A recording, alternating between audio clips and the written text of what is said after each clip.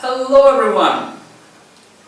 As an SEO marketer and salesperson, I meet a lot of customers every day, and it is invariably found out that there are three questions that crop up in most meetings.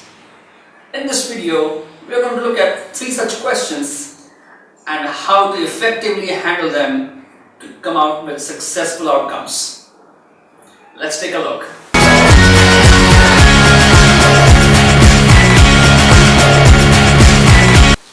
Number one, Google rankings. Most customers start their meetings by saying that my previous agency was not able to deliver on the Google rankings that they had promised, and how do you intend to deliver on that one? If the meeting starts on this note, you have to be really careful while addressing the client. It needs a lot of education that needs to be done with the clients. Start asking questions in terms of their objectives, why they want to hit the Google rankings, what is the purpose. In most cases, this purpose is to generate leads and business for them. But then, is Google rankings the only way to do it? But since they have heard, their experience tells them that, once we have Google rankings, we are going to have business. So on their part, it's very fair. But as an SEO marketer, as an SEO salesperson, it's our job, it's our duty to educate your customer to understand the linkage between Google rankings, the right traffic, and lead generation, lead qualification, and eventual sales. So you need to really educate your customer to understand this cycle and then be able to really answer this question effectively, that Google rankings are only effective if relevant traffic is coming, if it's generating relevant leads and effectively converting into sales. There is a lot of life beyond Google rankings. Therefore, education of the customer when such question comes up is very important.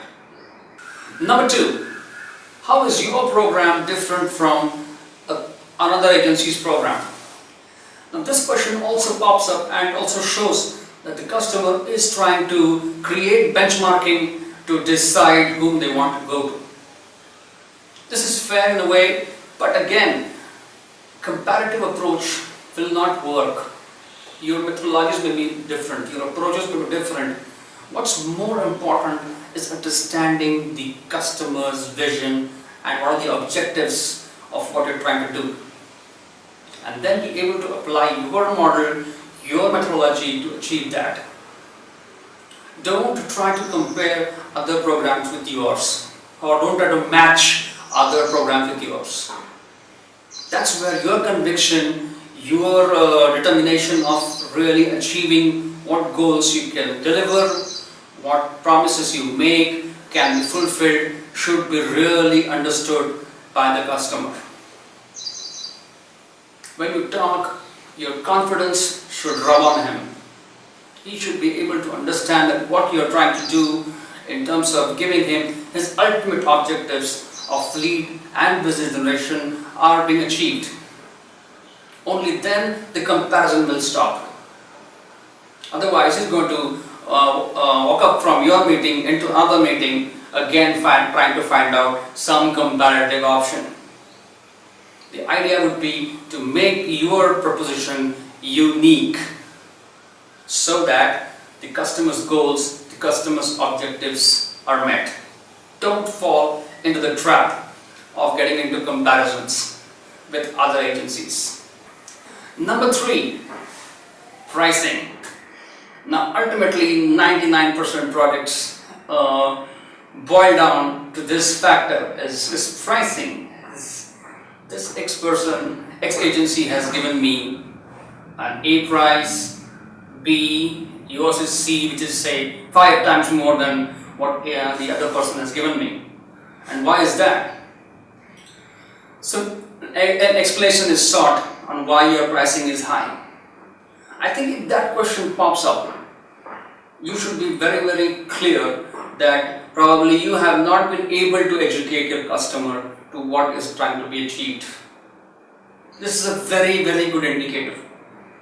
So this also calls for another round probably with the customer, with good case studies, with good examples of similar projects that you have done, and show him a case-wise or time-wise performance of those projects in terms of delivering on them, in terms of delivering on the objectives that were committed on those projects. I think this is very important and missed out factor in most meetings, which leads to such questions.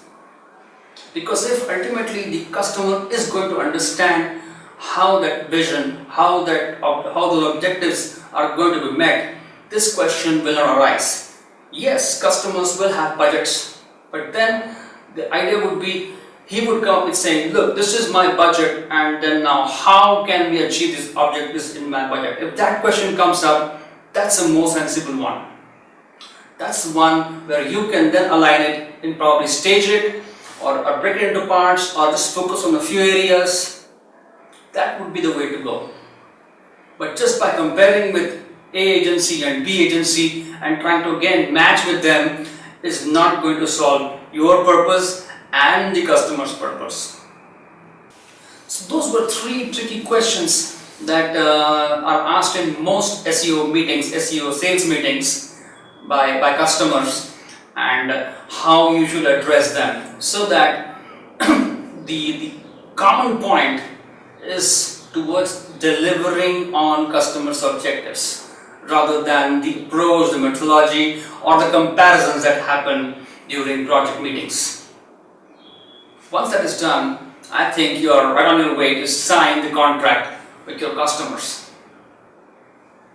I hope this video was useful. If you liked it, please subscribe to us on our YouTube channel and like us on Facebook. If you have any questions, please write to us on the email shown on the screen. And until next time, bye-bye.